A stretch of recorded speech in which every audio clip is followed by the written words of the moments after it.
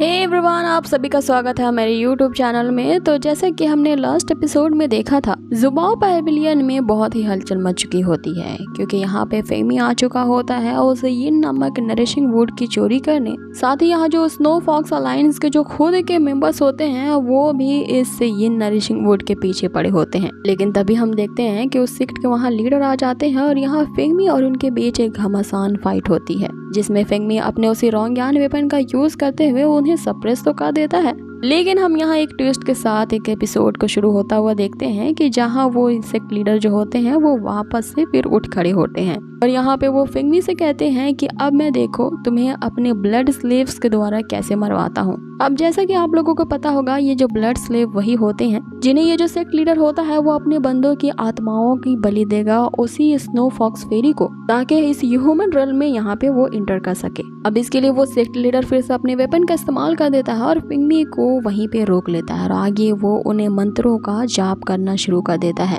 जिससे वो यिन nourishing would हवा में फ्लोट होने लगती है और यहाँ उसका रिचुअल शुरू हो जाता है। कि इसी दौरान हम देखते हैं कि एक और हॉल ऑफ एल्केमी मास्टर जो होती हैं वो यहाँ उस बंदे को बचाने आ जाती है जो कि सबसे पहले उस यिन वुड को चोरी करने आया था। और पिछले एपिसोड में हमने देखा था कि इनका अफेयर चालू था। यहाँ वो जो बंदा होता है अपनी छुपी छुपाई गर्लफ्रेंड से कहता है कि मुझे जल्दी से जल्दी यहाँ से बचा लो, जिसपे वो जो लड़की होती है उसे कहती है कि मुझे यहाँ अपने घोस्टेज बनाने का प्रिटेंड करो। और उसके कहे के अनुसार वो उसे ऐसा ही कहता है और बाकियों को धमकी देता है कि अगर तुमने एक कदम भी आगे बढ़ाया तो मैं तुम्हारी इस एल्केमी मास्टर को यहीं मार डालूंगा। इसे कहते हुए वो दोनों वहाँ से रफू चक्कर हो जाते हैं। अब आगे हम इसी दौरान उस सेक्ट लीडर को देखते हैं जो कि अपना रिचुअल वहाँ परफॉर्म कर रहा था। आगे वो स्नो फॉक्स इमॉर्टल के डिसेंडेंट्स को इस ह्यूमन वर्ल्ड में आने के लिए सम्मन करता है, जिसपे वो स्नो फॉक्स फेरी जो होती है वो सेक्ट लीडर पे अब गुस्सा होते हुए कहती है कि इस यिन नरिशिंग वुड के जो न्यूट्रिशंस है वो इसके लिए एक वेस्ट है, क्योंकि अब इसमें इतनी ताकत नहीं बची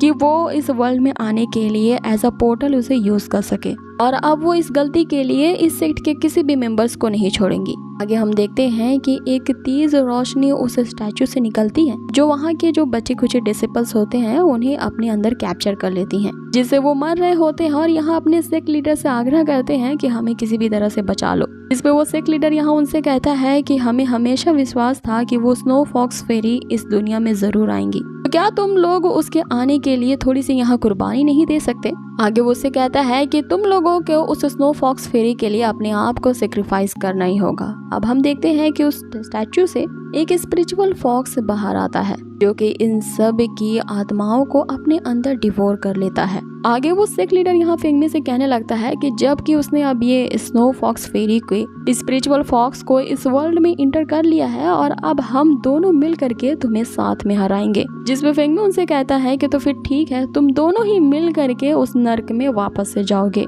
अब आगे हम देखते हैं कि वो जो स्पिरिट फॉक्स होती है वो फेंगमी पे लगातार अटैक करने लगती है, जिसके अटैक्स को डॉज करता हुआ फेंगमी यहाँ सियार से कहता है कि मैं इन सब से फाइट करता हूँ, तब तक तुम वो जो यिन नरिशिंग वुड है उसे वहाँ से कैप्चर करने का चांस ढूंढ लेना। इतने में हम देखते हैं कि वो जो डिसेबल्स की बॉडी पड़ी होती है वो यहाँ पे एक अजीब तरह से रिएक्ट कर लेती है, जैसे कि कोई इविल स्पिरिट उन पे हावी हो गई हो और वो किसी के पोजीशन में अब आ चुके थे। यहाँ पे वो किसी ज़ॉम्बीज़ की तरह फेंगमी पे अटैक करने लगते हैं कि तभी हम देखते हैं कि फेंगमी अपने उसी सन शूटिंग तलिस्मान का यूज करता है, जिससे वहाँ पे एक बो अपेयर होती है और इसी बो का यूज करके वो एक ही शूट में जिसमें से निकलते हुए लगा 3 तीरों से वो जो बचे कुटे डिसिपल्स होते हैं उन पे अटैक होता है और वो वहीं पे डिस्ट्रॉय हो जाते हैं और वहीं उनके अंदर जो इविल स्पिरिट होती है वो हवा में डिसअपियर हो जाती है। इतने में जो सियार होती है वो यिन नरिशिंग वुड को भी हासिल कर लेती है। ये देखते हुए जो सेक्ट लीडर होता है वो अपने उसी स्पिरिट फॉक्स से सियार पे अटैक करता है, जिसपे सियार वहीं पे घायल होते हुए गिर जाती है। अब जैसे ही वो अपना दूसरा अटैक करने वाला होता है, यहाँ फेंगमी एक शील्ड क्रिएट करता है और सियार को और खुद को उस अटैक से बचा लेता है,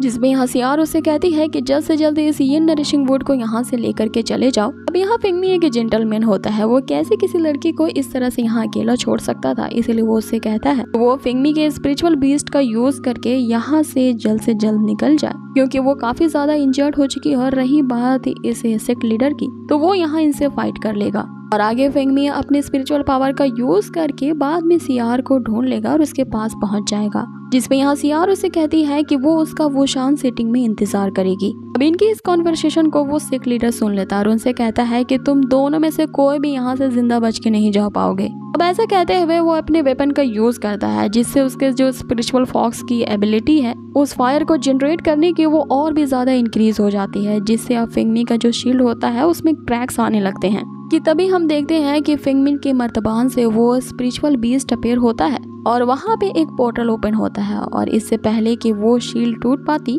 यहाँ पे वो बीस्ट सियार को लेकर के उस पोर्टल के थ्रू कहीं और चला जाता है। कि तभी वो जो शील्ड होता है वो भी क्रैक हो जाता है और अब फेंगमी के ऊपर उस स्पिरिचुअल फॉक्स की बीम पड़ रही होती है, जिससे फेंगमी भी यहाँ मैनिपुलेट होना शुरू हो जाता है और वो अब अपने सबकॉन्शियस माइंड में पहुंच जाता है, जहाँ उसे कई प्रकार की आवाजें सुनाई देती है और यहाँ उसे ब्रदर सू भी दिखता है, जो उसे लगातार बस यही बात कह रहा होता है कि अब पता चला कि मेरा दर्द क्या था, क्योंकि यहाँ ब्रदर सू को भी एक ईवल स्पिरिट ने पॉजेस कर लिया था। लास्टली वो उससे लड़ नहीं पाता और एक ईवल स्पिरिट ही बन जाता है। अब यहाँ फेंगमी को पता चलता है कि अगर कोई इस तरह की ईवल स्पिरिट के पोजीशन में आ जाए तो ये मौत से भी ज्यादा खतरनाक होती है। वहीं हम देखते हैं कि फेंगमी को अब अलग अलग इल्यूजन्स दिखाई दे रहे होते हैं। अब यहाँ उसका माइंड पूरी तरह से आउट ऑफ कंट्रोल होने ही वाला होता है। यहाँ उसे अपनी प्रीवियस मेमोरी याद आती है, जहाँ उसने सिया के साथ बहुत ही अच्छी मेमोरी स्पेंड की होती है। और यहाँ फेंगमी को लगातार सिया की आवाज सुनाई दे रही होती है कि किसी भी इंसान के अंदर अच्छाई या बुराई उसके अंदर ही होती है, लेकिन उसे ये डिसाइड करना होता है कि वो कौन सी राह चुने, क्योंकि God of evil and good and demons जो होते हैं वो सभी के माइंड के अंदर होते हैं।